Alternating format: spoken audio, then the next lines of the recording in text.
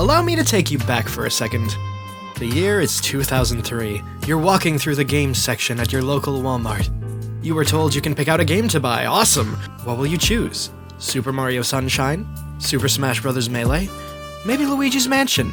Nah, you picked Shark Tale for some reason. This was the art of the licensed game. They flooded the shelves so that kids who didn't know any better would see their favorite cartoon characters on the cover and immediately start frothing at the mouth. Back in the 2000s, there was really no escape from these things. There was a licensed video game for everything under the sun. Did you know that on the DS there was a Crazy Frog Art Academy clone? That's barely even scratching the surface of how weird these things got. Chicken Little, Sneak King, the multitude of M&M's games, Pepsi Man, Shrek, Hooters Road Trip. There wasn't a single property out there that didn't end up having something like this.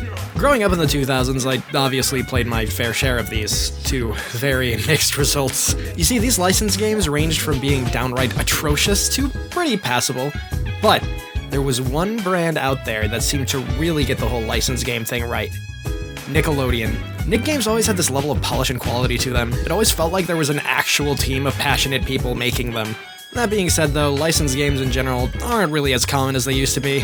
Every once in a while a new movie will get a tie-in game or something, but when compared to the everything under the sun approach the 2000s had, there's really slim pickings. Maybe it's for the best with how the quality of those games tended to be, but I kinda miss it, to be honest. Luckily, there seems to be a bit of a renaissance era going on. Tie-in games are starting to hit the shelves more often again, and the ones leading the charge are none other than Nickelodeon. The Nick Kart Racer series, Nickelodeon All-Star Brawl and all of its DLC, Battle for Bikini Bottom Rehydrated, and, of course, the latest addition to their growing collection, SpongeBob SquarePants: The Cosmic Shake. It promises to be a spiritual successor to one of the most beloved licensed games of all time. So how does the game stand up to Battle for Bikini Bottom? Does it stand tall alongside it? Or does it falter where it matters most? Let's find out!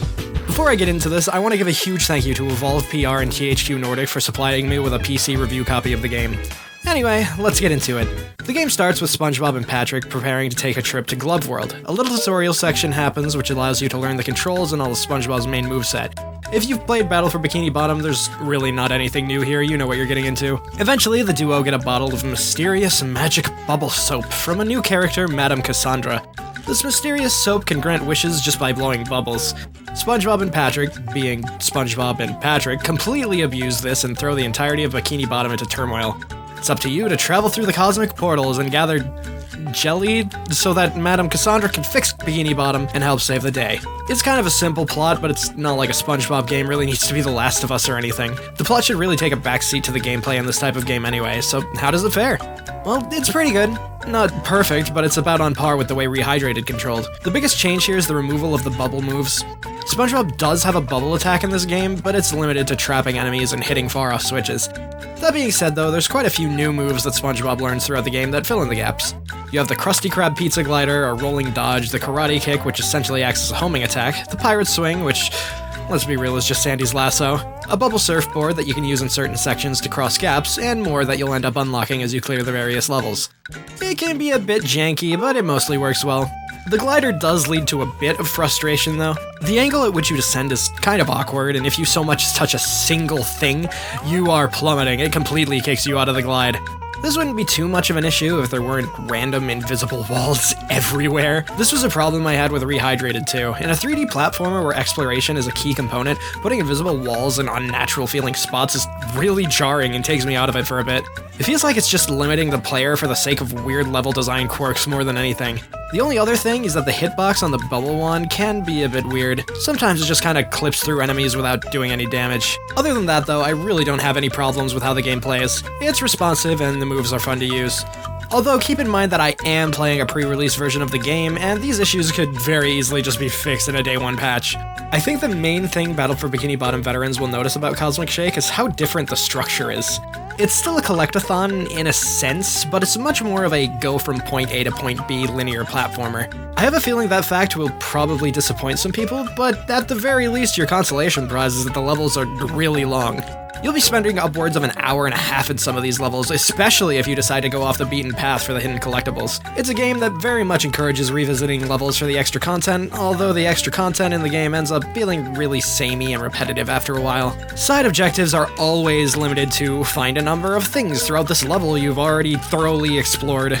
it can get really tedious really fast. There are these weird little sections in the levels where you will find it and there will just be nothing there. But when you get your fetch quest and go back to the level, suddenly there's the thing you need. It's not a huge deal, but I really wish that all collectibles, even for future quests, you could just find on your first exploration of the level. Oh, and here's a really weird one.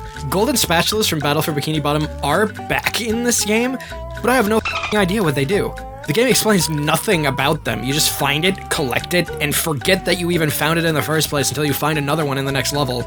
Granted, I've yet to beat the game fully as of writing this review, but it's still really strange to me how much a big fanservice-y item is just kind of thrown there with no known purpose.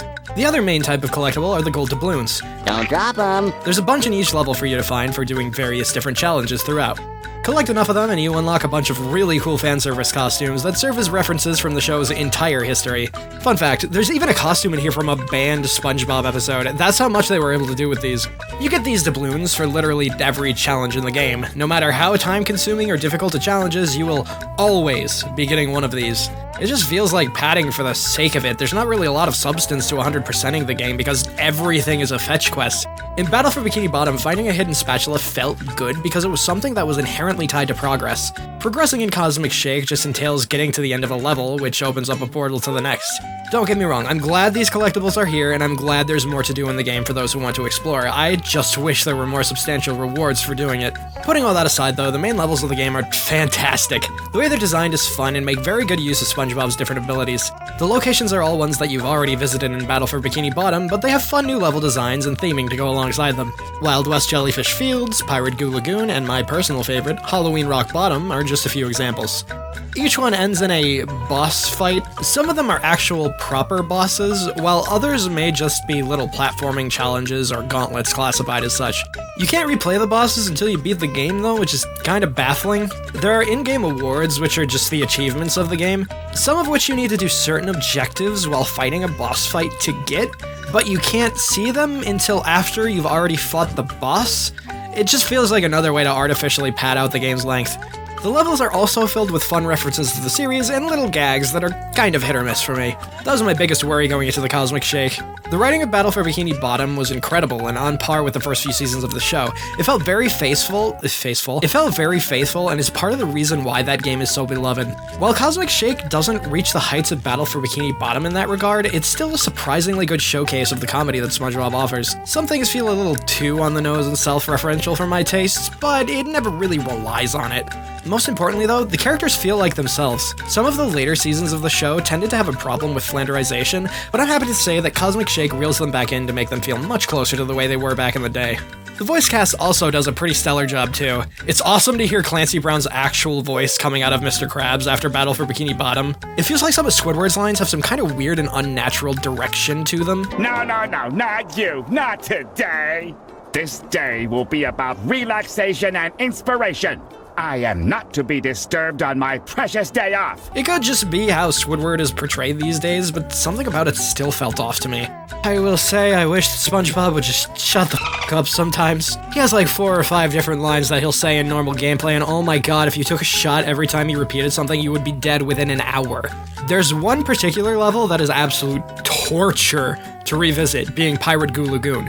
Between SpongeBob repeating the same dialogue every 3 seconds, the constant barrage of exploding pies, which I admit is a nice reference, and the never-ending constant repetition of the boss's 3 different lines, oh my god, I felt like I was gonna rip my hair out looking for doubloons and the other collectibles. Who wants a pineapple pie? Sticky sweet!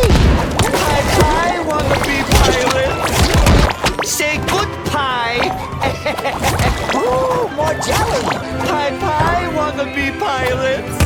Ooh, more jelly! Alright, I get it! You don't get a second of peace just to stand still and look around you. It's constant explosions and samey dialogue barraging you. I ended up just going into the settings and muting the voice audio completely. It was that bad. The music in Cosmic Shake is pretty to be entirely honest. It uses a lot of music from the show itself, but it never really lets it sit and play out at any point. It just kind of feels weird to me.